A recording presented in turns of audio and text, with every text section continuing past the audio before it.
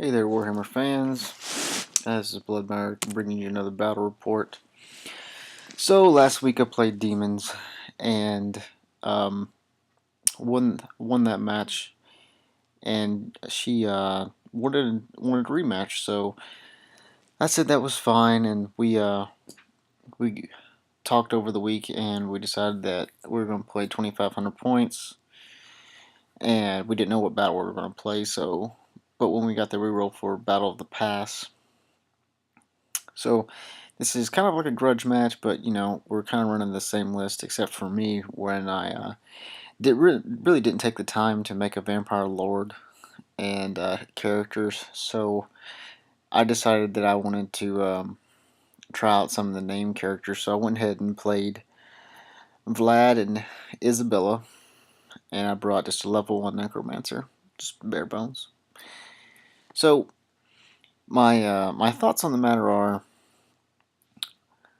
when we started playing this game, I was looking at her list. She brought Skulltaker, a Battle Center Bear with the Banner of Sundering. She's got a Changeling and a Pink Horror. So 35-man unit of Bloodletters, 30 Demonettes, 20 Horrors, a Demon Prince, and 6 Flamers. And well, my list goes from basically left to right. I've got a unit of Blood Knights, just 5 of them, 25 Ghouls.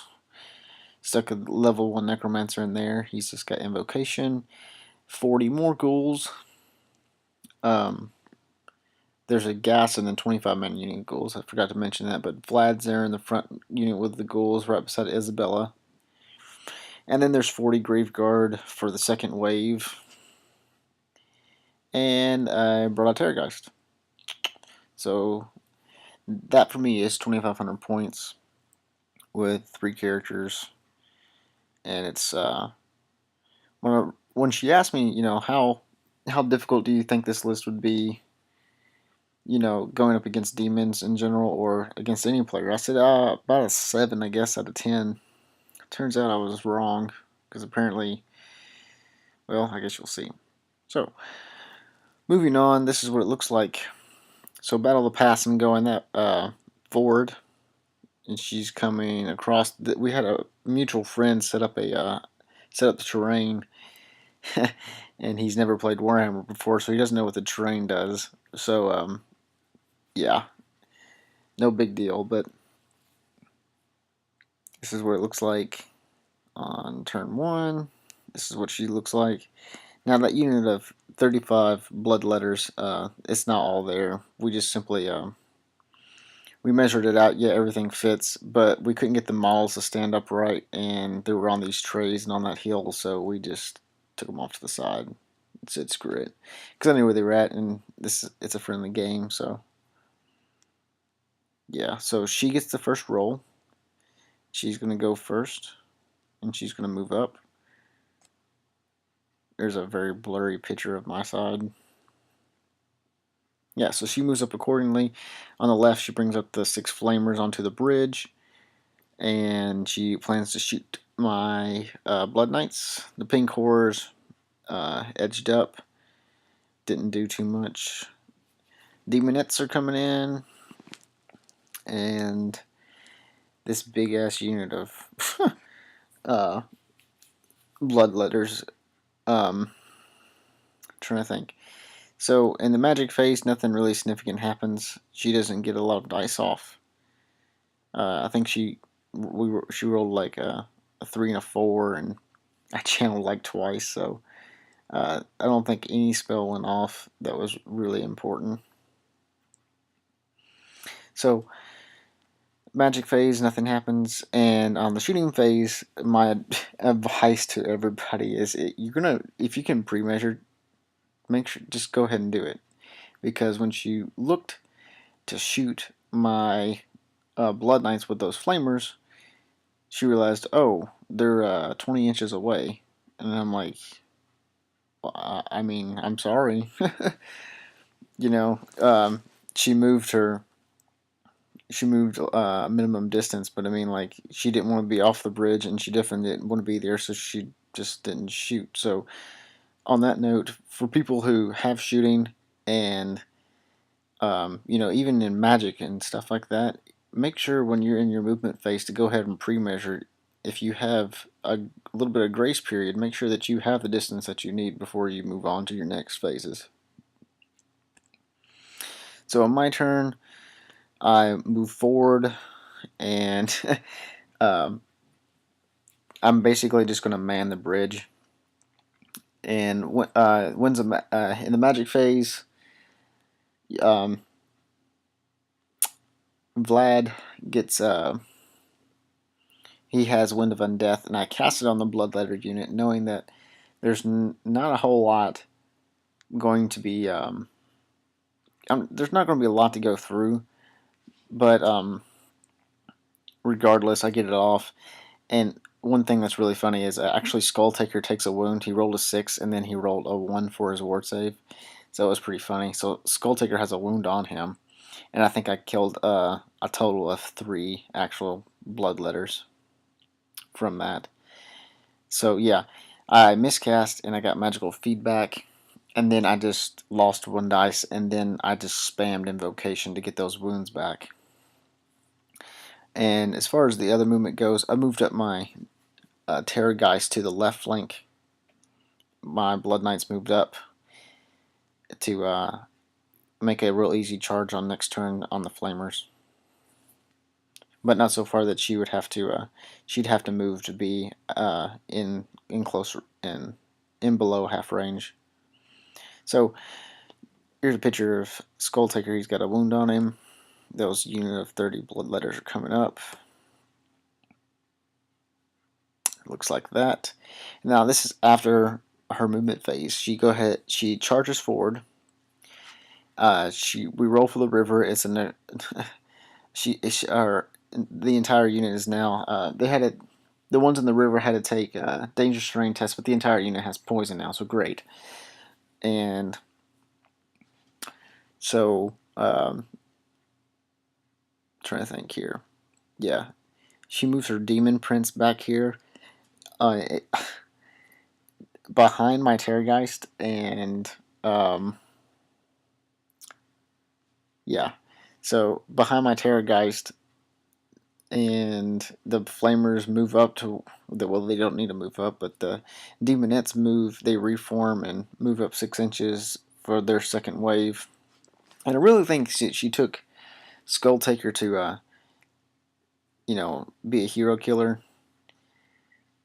and I understand that, but he only has 1 wound on him, and he has to issue challenges, and I can accept with whoever I like. So with 1 wound on him, I go ahead and accept with Vlad.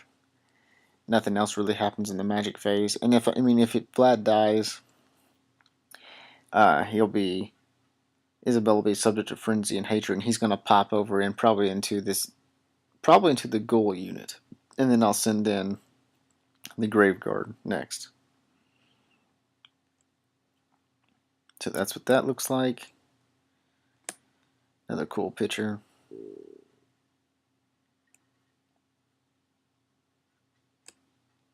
And another picture.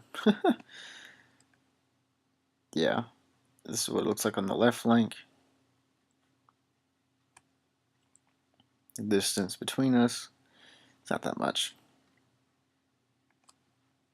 Right. So I I made a shit ton of attacks.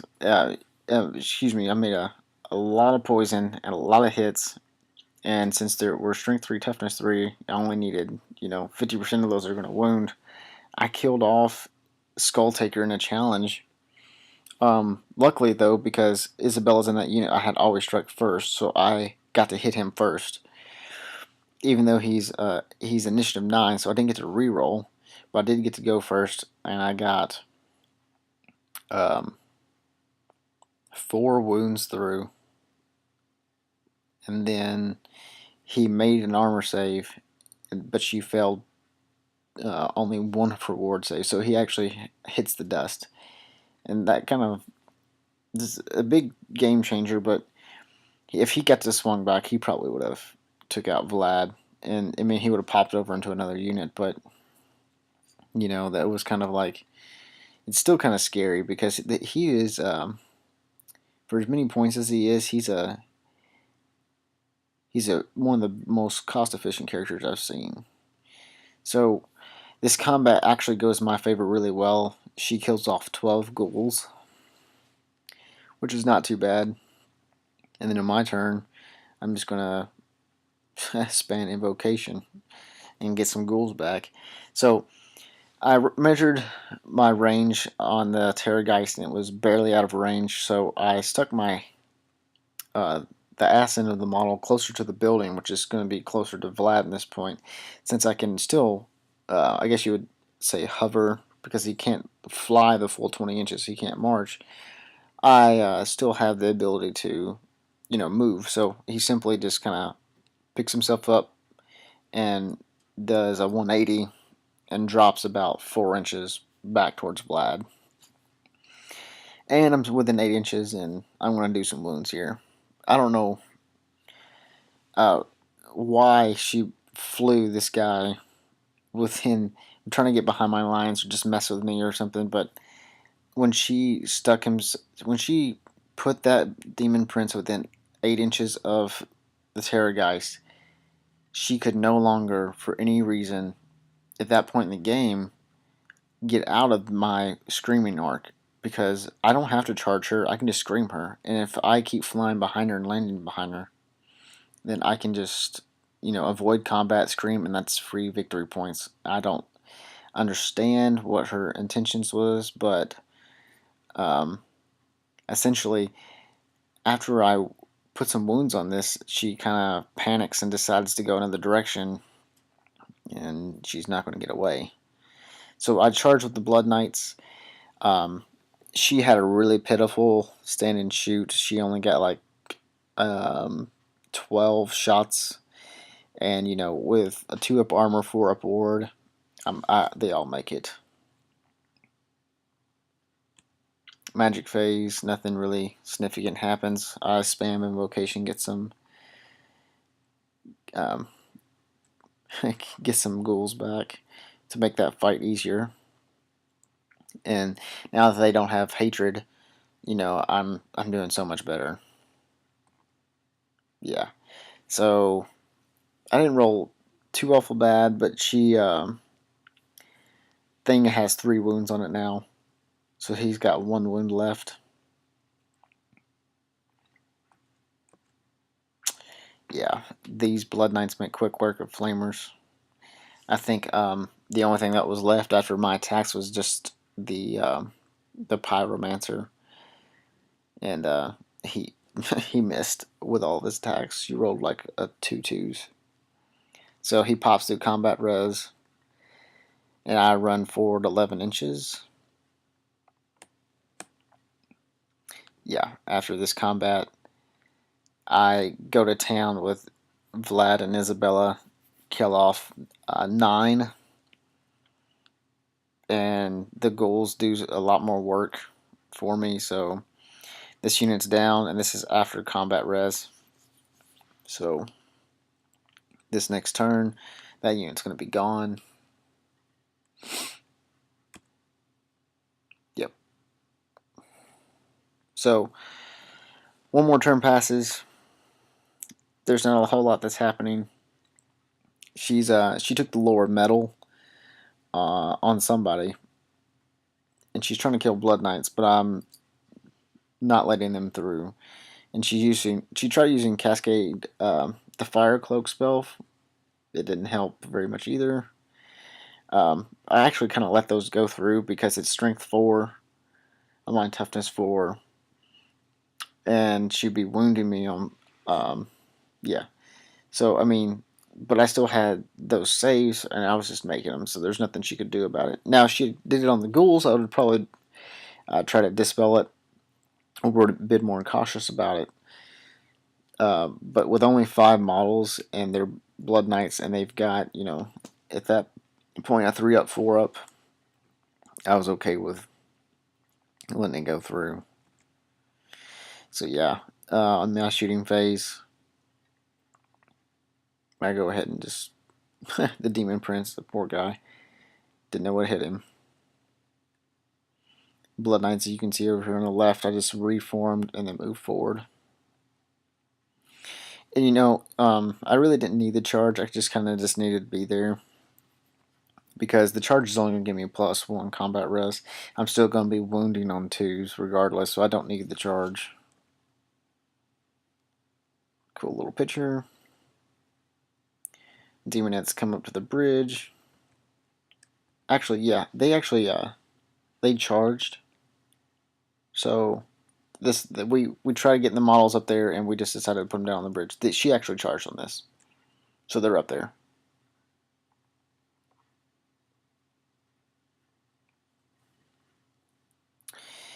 Looks like that. She charges in after 1 round of combat. I forgot to take a picture because the game was going pretty smoothly, and I just forgot. But then I charged my Terrorgeist counter charge. And counter charge here. So after all is said and done, no more significant magic happens, but those demonettes whooped up on those up on these ghouls. Oh, and I miscast it again, so with Vlad, and this time he blew up a lot of his ghouls, but it wasn't a big deal because I had invocation again, so no biggie. Yeah, so that unit pops. I love that Terrorgeist model. Gear overruns, no big deal. And that's the game. So, in all, it looks like I lost. Um, hmm. Oh yeah, I remember what I did. There was a Blood Knight over here that actually died, so I actually brought him back, and I used the 18-inch version of um, Invocation, and blew up ghouls. So I mean, it was kind of funny, but it came from the Necromancer, and he didn't miscast, but Vlad did when he tried to bring back his ghouls. So I blow. Oh yeah, that's how it happened. So sorry to be so vague. It's been about 3 or 4 days, but if anything, I brought you some nice pictures, and I hope you enjoyed it. It's you'll see some more of these. I'll try to get some. I'll take better notes or something of how these games went down, but um, this was a solid victory for Vampire Counts. And my review on just Vlad and Isabella in general. If you're going to play Vlad, then you need to play Isabella, because if you're going to spend the points to play Vlad, then you just need to go ahead and pay the points to play Isabella and get those abilities, and they complement each other pretty well. Now, you don't necessarily have to stick them right beside each other like I did. I easily could have put them in a corner, but once she set up and put Skulltaker in the front, I went ahead and put Vlad and Isabella in the front, so it wasn't like it was a very well thought out plan. I could easily make a Vampire Lord that's better than Vlad, and probably cheaper too. So my opponent was a good sport. She played really well. I thought so, and we kind of talked about what we should do next time, and well, that's about it. So you guys, please hit the like button and subscribe if you haven't already, and I'll be bringing you some more.